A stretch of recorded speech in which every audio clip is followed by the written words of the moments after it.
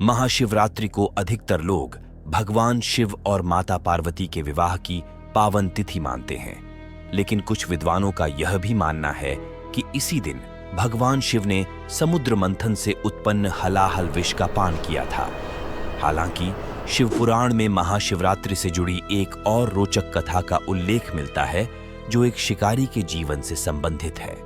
आज के इस वीडियो में हम आपको शिव पुराण के कोटिरुद्र संहिता में वर्णित इसी दिव्य कथा के बारे में विस्तार से बताएंगे। त्रेता युग में भिल्ल नाम का एक शिकारी रहता था। वह बहुत ही क्रूर, अधीर और क्रोधी स्वभाव का था। उसका एकमात्र काम हिरणों का शिकार करना और उनका मांस बेचना था। कभी कभी तो वह बिना किसी कारण के भी शिकार कर लेता था। परिणाम स्वरूप उसने अपने जीवन में बहुत सारे पाप संचित कर लिए थे।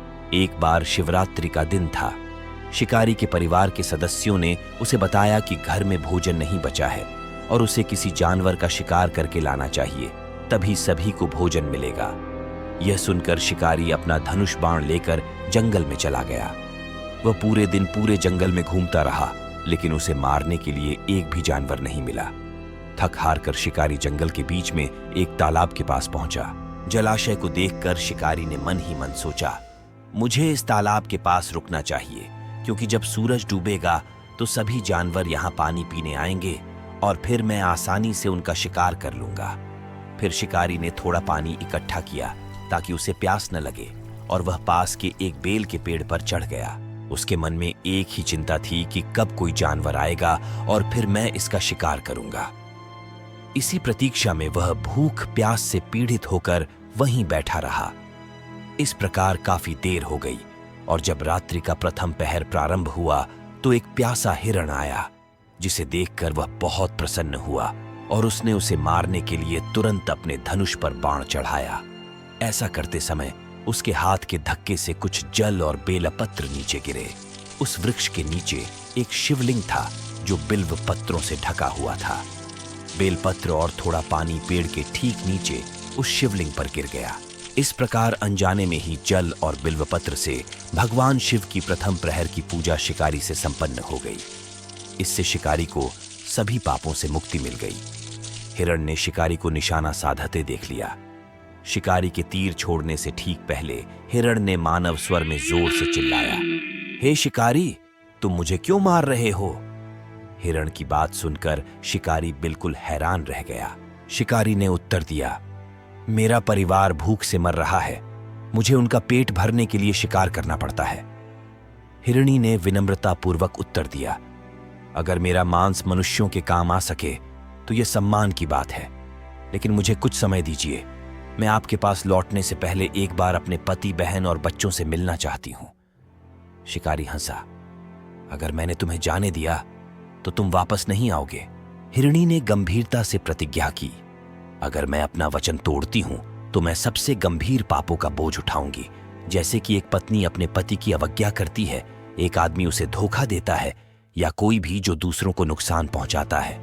हिरणी की ईमानदारी से प्रभावित होकर शिकारी सहमत हो गया और उसे जाने दिया। इस प्रकार रात का पहला पहर बीत गया। शिकारी के दिल में जो नफरत और दुश्मनी थी वह हिरणी को जाने देने पर गायब हो गई। शिकारी, जो अपने परिवार की रक्षा के लिए हिरण को मारने आया था, ने अपने हिंसक स्वभाव को भूलकर अप्रत्याशित रूप से हिरण को जाने दिया। शिवरात्रि पर शिव की पूजा की शक्ति ऐसी ही है। रात्रि के प्रथम प्रहर में शिव को जल और बेल के पत्ते चढ़ाने से चाहे जाने अनजाने में क्रोध, ईर्ष्या और द्वेष से मुक्ति मिलती है तथा आंतरिक शांति मिलती है। रात का पहला पहर बीतने पर भी शिकारी बेल के पेड़ के ऊपर ही बैठा रहा। जल्द ही हिरण की बहन तालाब पर आ पहुंची। उत्साहित होकर शिकारी ने हमला करने की तैयारी की, लेकिन जैसे ही वह आगे बढ़ा, बेल के पत्ते और पानी अनजाने में शिवलिंग पर गिर गए, जिससे दूसरे प्रहर की पूजा पूरी हो गई।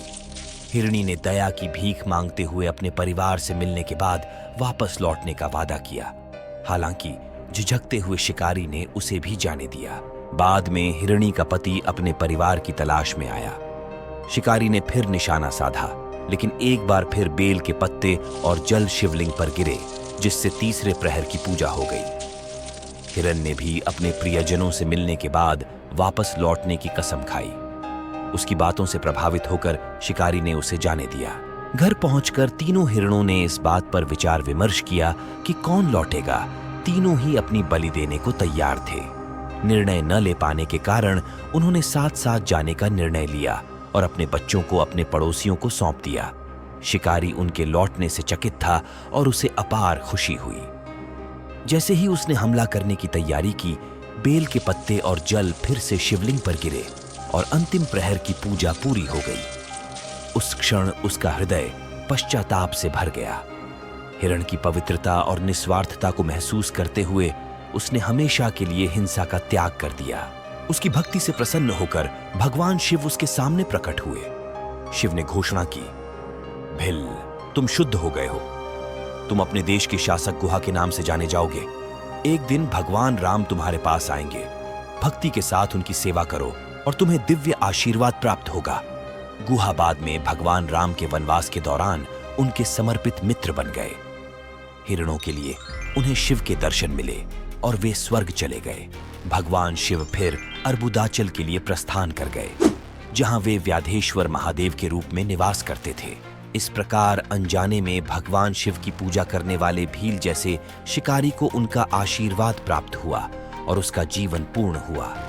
ऐसा है शिवरात्रि का महत्व, ऐसी है भगवान शिव की पूजा की शक्ति।